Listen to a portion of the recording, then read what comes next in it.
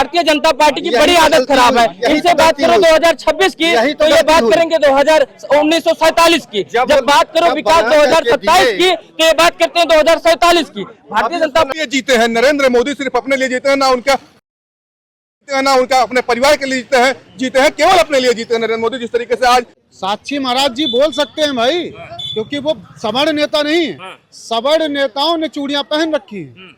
और मैं साक्षी जी आपका बयान क्या था, खाली इतना ही पूछना, ज्यादा मत पूछना, इनके रडार में मत आना, कहना आपका बयान बहुत अच्छा था, हम लोग आपको ही वोट देंगे, और पीठ में छुरा घोंप देना जैसे भाजपा ने हमारे पीठ पे। और अगर साक्षी महाराज जी ऐसा कहे हैं तो अपना जो है ओबीसी एससी वोट जो है लुभाने के लिए क्या होगा, क्योंकि वो क्षेत्र जो है ओबीसी एससी बाहुल्य क्षेत्र है, ठीक है। तो इसलिए आप देख रहे हैं नेशनल अयोध्या, मैं स्वागत करता हूं चैनल पर। हम बात करेंगे साक्षी महाराज को लेकर, जो कि उन्नाव से सांसद हैं 2014 से, जब से मोदी जी की सरकार बनी है लगातार।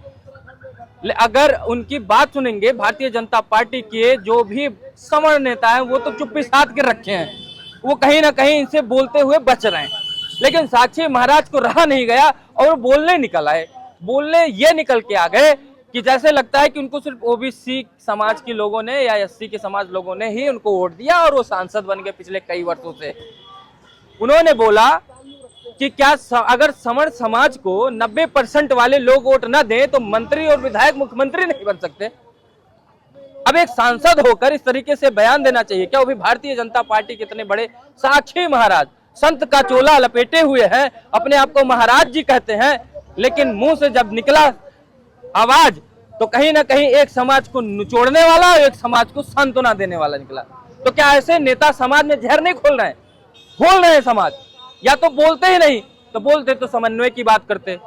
अब ये तय करेंगे, साक्षी महाराज तय करेंगे कि कौन किसको वोट देगा। बात करते हैं वो जिस सीट से सांसद है वहां पर 25 से 28% वोट जो है वो सिर्फ सवर्णों का है, और उसके बाद सबसे ज्यादा वोट वहां पे जाटो समाज यानी कि एससी समाज का है। तो क्या वो ओबीसी समाज से वोट लेकर सांसद बन गए थे क्या? 28 से 30% वाली जो आबादी थी उनको वोट नहीं दिया था क्या? तो उन जो सांसद बन के बैठे हो वो साक्षी महाराज, अगर यही 28 से 30% वाला समाज उनको वोट नहीं दिया होता तो शायद संसद का सदन का मुंह नहीं देख पाए होते। लेकिन मुंह यूजीसी पर उन भारतीय जनता पार्टी के नेताओं को शर्म आना चाहिए जो जुबान पर ताला लगा के बैठे हैं, लेकिन एक ओबीसी समाज को कहने वाले, लोधी समाज से आने वाले साक्षी महाराज जहर उगलने में देरी नहीं करते हैं। इनको लगता है कि ये इनको सिर्फ ओबीसी समाज के लोगों ने वोट देकर इनको सांसद बना दिया। कैसे देख रहे हैं?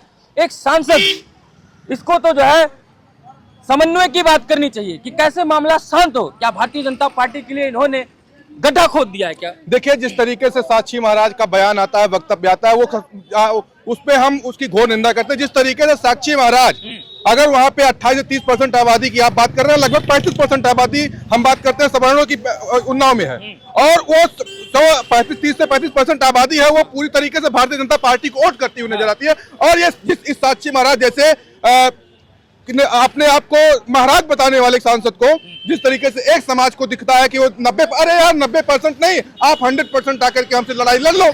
और मैं कहता हूं कि आप लड़ाई एक भी चुनाव नहीं जीत पाओगे अगर जिस दिन तुम्हारी आमने सामने की लड़ाई हो जाएगी। साक्षी इस बार तो हारते हारते जीते हैं, बच गए किसी तरीके से। मैंने कहा ना कि केवल थोड़ा सा डगमगाया था, केवल सवर्ण समाज थोड़ा सा डगमगाया था। भाजपा की ये स्थिति आकर के 2024 में ठहर गई। अगर तो अब ये जिस तरीके से यूजीसी गाइडलाइन लेकर के भारतीय जनता पार्टी की केंद्र सरकार लेकर के आई है, हम कहते हैं ना कि 2029 में उनकी लुटिया डूब जाएगी। इनको कोई हारने से बचा नहीं सकता, नरेंद्र मोदी को कोई डूबने से बचा नहीं सकता। चाहे की रैली में मोदी जी ने देख लिया बिल्कुल उनके सांसद माइक लेकर के छत पे बैठ के आवाज लगा रहे, अरे मोदी जी आ रहे हैं, आइए आइए आइए। फिर कुर्सियां खाली रह गई। मोदी जी गए वहां पर भाषण, नमो 3 बार तो उद्घाटन कर चुके हैं उस मेट्रो का, तीसरी बार उद्घाटन करने गए थे। मतलब 80 किलोमीटर के दायरे में 3 बार उद्घाटन करने गए उस मेट्रो का। उसके बाद वहां पर जाते हैं, मेरी माँ को गाली दिया गया, मोदी तुम्हारी कब्र खुदेगी जैसा स्लोगन देने लगते हैं और कहीं ना कहीं इमोशनल हो जाते हैं।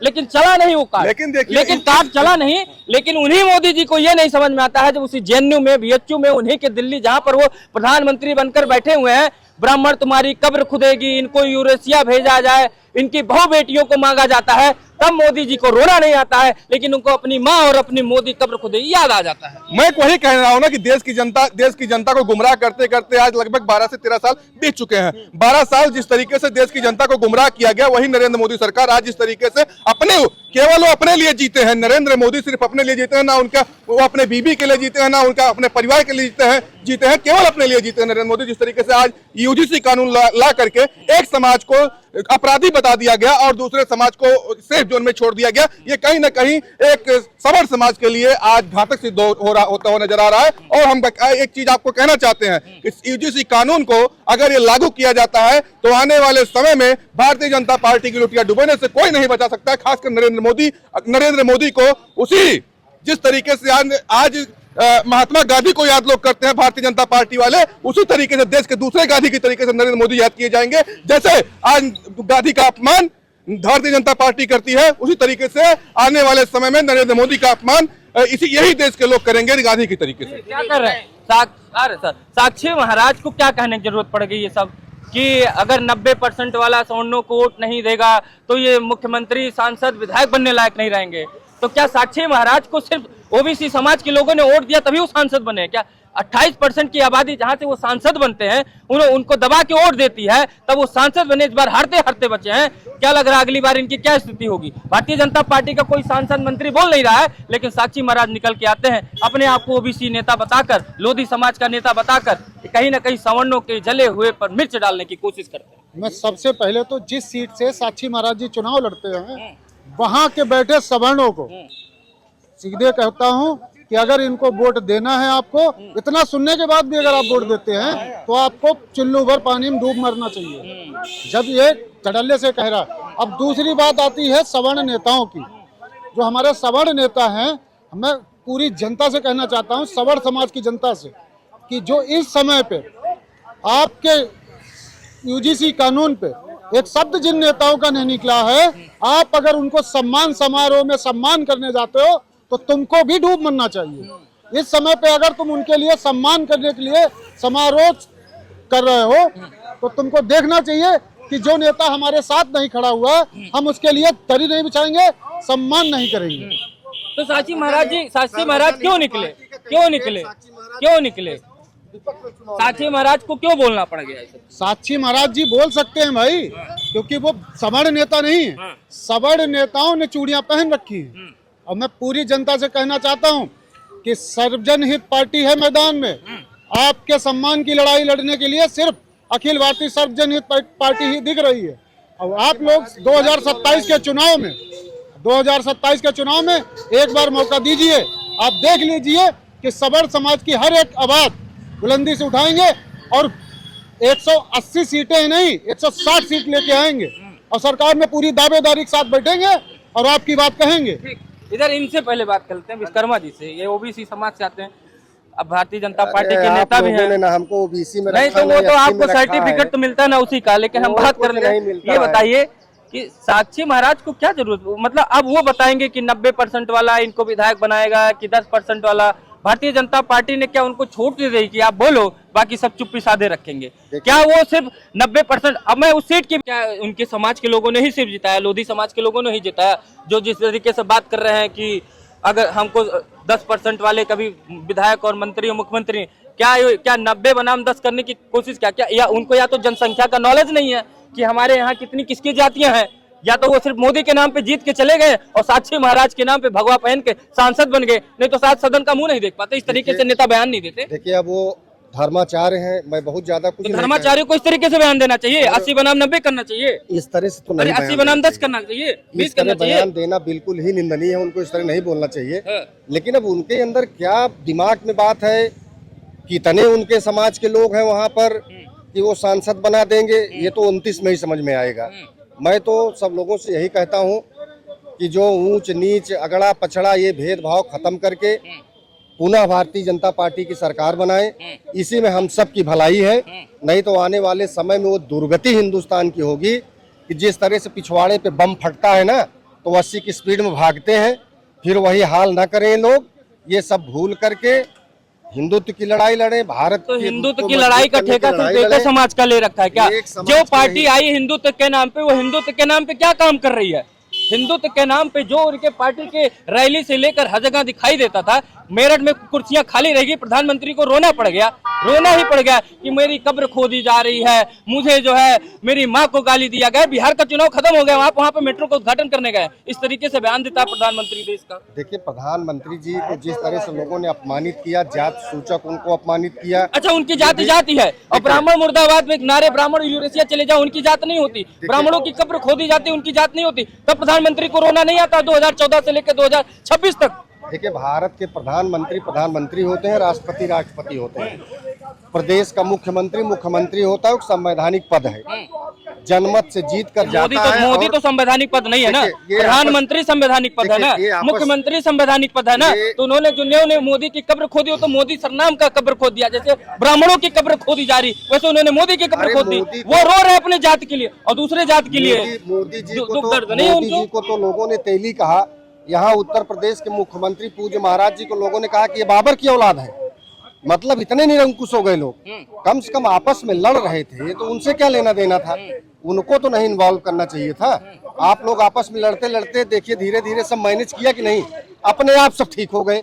और इसी 27 को चुनाव में देखेगा फिर एक ही जगह सब बैठे खाना खाएंगे, ये मैं कह के जा रहा हूं। प्रधानमंत्री होकर उनको बताना पड़ता है कि हमने दलित राष्ट्रपति बना दिया, हमने दलित प्रकोष्ठ बना दिया, हम ये प्रकोष्ठ बना दिया। तो जातियों जोड़ने आए थे कि प्रकोष्ठ बनाने? आपको अनुज मैं बता दूं, आप केरल चले जाइए, केरल में क्या स्थिति है सवर्ण की। नहीं, केरल की बात मैं कर रहा हूँ। वहाँ का मुख्यमंत्री इटालियन कौन है, इटालियन, क्या दुर्गति किया। तो ऐसा नहीं है, एक मजबूरी होती है। वहाँ चूंकि चुनाव होने वाला है तो नरेंद्र मोदी जी ने सोचा कि यहाँ हम इस तरह से बात कर लेंगे तो हो सकता है मेरी वहाँ सरकार बन जाए, यहाँ मैनेज कर लेंगे। लेकिन हमारे हमारे यूजीसी लाके मैनेज करने का तरीका और भी होता है कि ये राजनीति का तरीका है क्या? अगर यही हम आपसे सवाल करते हैं, आप ओबीसी समाज से आते हैं, यही कह दिया गया होता कि ओबीसी को अलग रखते हैं, विश्वकर्मा समाज को हम अलग रखते हैं, इनके ऊपर जन्मजात अपराधी होने का ठप्पा लगा देते हैं, तो आप क्या कर रहे होते? अच्छा, आपसे मैं एक बात नहीं, अच्छा नहीं, आप क्या कर रहे होते ये बताइए। मैं आपसे एक बात पूछना चाहता हूँ। ये 2012 में मोटेशन तैयार हुआ, कांग्रेस के उसमें हम 26 की बात कर रहे हैं, 12 वाली कहाँ विरोध हुआ? 12 वाला विरोध नहीं करना चाहिए। भारतीय जनता पार्टी की बड़ी आदत खराब है। इनसे बात करो 2026 की तो ये बात करेंगे 1947 की, जब बात करो विकास 2027 की तो ये बात करते हैं 2047 की। भारतीय जनता पार्टी की यही दिक्कत है क्या? देखिए, यही तो अब ये जो चालू किए हैं लोग ना, एक साथ बैठेगा, एक साथ आएगा। अगर उनको ये सोच बनानी पड़ेगी। अगर मोदी जी को बोला है तो मोदी जी की कब्र खोदेगी, बोला प्रधानमंत्री की कब्र नहीं कोई खोद रहा है, प्रधानमंत्री को कब्र कोई नहीं खोद रहा है। अगर अमित शाह को कोई बोल रहा है, गृह मंत्री को कोई नहीं बोल रहा है, उन लोगों ने ब्राह्मणों को समझा क्या है? अभी सब हिल गए हैं। अभी देखिए, मायावती जी ने पहला टिकट ब्राह्मण को दिया है, उनको पता चल चुका है कि ब्राह्मण इस बार झांसे में नहीं आने वाला है। अभी इन्होंने बोलते बोलते बोला ना, केरला में देखिए, केरला में ब्राह्मणों का दशा क्यों है आप देखिए, वहाँ पे क्या दशा करके तो ये लोग चाह रहे हैं कि हर जगह इनका यही दशा हो जाए। केरल में क्या सिर्फ ब्राह्मण रहता है क्या, और जाति बिरादर के लोग नहीं रहते? हमारे तो सब हिंदू समाज का जा रहा है ना। अगर कुछ भी हो रहा है, दिक्कत हो रही है तो हिंदू समाज का इंसान, तो मोदी जी को हिंदू समाज को इकट्ठा करना चाहिए था कि जातियों में लड़ा देना चाहिए। सर, ब्राह्मण को हर जगह सताया जाता है। ब्राह्मण क्योंकि हमेशा सबको उठाने की काम करता है, उसको तो सरकार नहीं बननी है, उसको कुछ चाहिए नहीं, वो लोगों को आगे बढ़ाने का काम करता है। लेकिन अब ब्राह्मण और सवर्ण जागरूक हो गया है। जैसे आपका वीडियो चल रहा है, जैसे हम लोग बोल रहे हैं, हम लोग पास हजारों 2000 3000 फोन आ रहा है कि अखिल भारतीय सर्वजन हित पार्टी, ब्राह्मण की पार्टी, सवर्ण की पार्टी आई हुई है, इसमें हमको जुड़ना है और मोदी जी को इस बार दिखाना है कि मोदी के बल पे चल रहा है कि और ब्राह्मण को कैसे सताया जाता है। ये बताइए, साक्षी महाराज को क्या बोलने की जरूरत पड़ गई? क्या उनको सिर्फ उन्हीं की समाज के लोगों ने वोट देकर जिता दिया था? संसद पहुंच गए थे क्या वो 2014 से? ये बताइए, कह रहे हैं एक सांसद को इस तरीके से बोलना पड़ेगा, एक सांसद को इस तरीके से बोलना पड़ता है कि 90 वाला अगर 10% वालों को वोट नहीं देगा तो मुख्यमंत्री और सांसद नहीं बन पाएंगे। मुसलमान में जब 60 साल के उम्र होते तो उनके बुद्धि आ जाते हैं, और हमरे यहाँ जब 60 साल के उम्र होते तो वो छठिया जाते हैं। ये विश्वकर्मा भाई साहब बोल रहे थे, अभी विश्वकर्मा समाज के नेता हैं। भाजपा ने इनको उत्तर प्रदेश का मुख्यमंत्री बनाया है। अच्छा, भाजपा ने इनको उत्तर प्रदेश का मुख्यमंत्री बनाया है। तो तभी ये मुख्यमंत्री बना, तभी ये बीजेपी वाले आजकल जब जवाब नहीं दे पाते हैं तो 1947 में चले जा रहे हैं या तो 2047 में चले जा रहे हैं, 50 साल पीछे या 50 साल आगे। क्या क्या थोड़ी आप बताइए साक्षी जी के महाराज पे, ये लंबा हो जाएगा, इतना लंबा हमें नहीं बयान बिल्कुल निंदनीय है। हाँ। इनकी बयान बिल्कुल निंदनीय है। और से जब क्या कहते हैं साक्षी महाराज चुनाव लड़ने आएंगे तो मैं सवर्ण समाज से, उनके क्षेत्र से, मैं सवर्ण समाज के भाइयों से आग्रह कर रहा हूं, अनुरोध कर रहा हूं, जब आएंगे तब पूछना साक्षी जी आपका बयान क्या था, खाली इतना ही पूछना, ज्यादा मत पूछना, इनके रडार में मत आना, कहना आपका बयान बहुत अच्छा था, हम लोग आपको ही वोट देंगे, और पीठ में छुरा घोंप देना जैसे भाजपा ने हमारे पीठ पे छुरा घोंपा। जय हिंद जय भारत। क्या कहेंगे आप? आखिरी सवाल साक्षी, एक सांसद को इस तरीके से बयान करना चाहिए कि 90 बनाम 10 बोलना चाहिए क्या? सांसद हो तो क्या 90 के लिए हो, 10 के लिए नहीं हो? सांसद हो तो 100% के लिए हो। एक सांसद को इस तरीके से बयान देना शोभा देता है क्या? सांसद जो होता है वो सब जनता का होता है, हिंदू मुसलमान सिख ईसाई जितनी जनता उसकी वहाँ की है। जब चुन जाता है, चुनने के बाद सबका होता है। और अगर साक्षी महाराज जी ऐसा कहे हैं तो अपना जो है ओबीसी एससी वोट जो है लुभाने के लिए क्या होगा, क्योंकि वो क्षेत्र जो है ओबीसी एससी बाहुल्य क्षेत्र है, ठीक है, तो इसलिए वो बोले होंगे। वो अपने जो है व्यक्तिगत बयान है, उनके बयानों पे मैं किसी प्रकार की टिप्पणी नहीं कर सकता। ठीक है, तो दर्शकों आप देख रहे थे कि हम साक्षी महाराज को लेकर सांसद जी की बात कर रहे थे। संत कहते हैं अपने आप को, तो क्या संत हिंदू समाज में या अपनी जनता को 90 बनाम 10 करने की कोशिश करता है या 80 बनाम 10 करके देखता है? अब भगवानी मालिक होंगे ऐसे सांसदों के लिए कि ये क्या सदन में बात रखते होंगे, क्या अपनी जनता के लिए बात रखते होंगे। हालांकि इस बार किसी तरीके से तो जीत तो गए उन्नाव से, लेकिन आने वाले समय में अब इनकी दुर्दशा क्या होगी ये तो वहाँ की जनता तय कर देगी। क्या हमारे सांसद विधायक जातिवादी मानसिकता के साथ काम करेंगे, ये तो आने वाला वक्त बताएगा। इसी के साथ इस वीडियो को समाप्त करते हैं। नमस्कार।